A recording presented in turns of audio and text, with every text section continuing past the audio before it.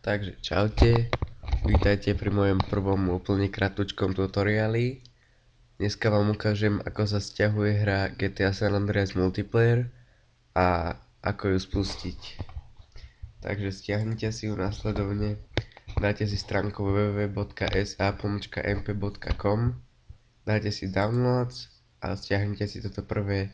Ja už to tu mám, chvíľku to potrvá, keď to máte, tak si to otvoríte, dáte spustiť, súhlasíte, inštalovať, tak dáte finish. Teraz vám to uložilo tam, kde máte aj GTAčko, takže sem, áno, je to tu, tak asi to otvoríte, zobrazí vám takéto okno bez serverov všetkých a ja by som vám odporúčal dať si tam super pažbu. Je to táto stránka, všetky stránky aj všetko bude pridané k popisku videa, takže sa nemusíte bať. Treba sa sem zaregistrovať, bez toho vám to nepôjde, treba tam heslo, takže si pamätajte.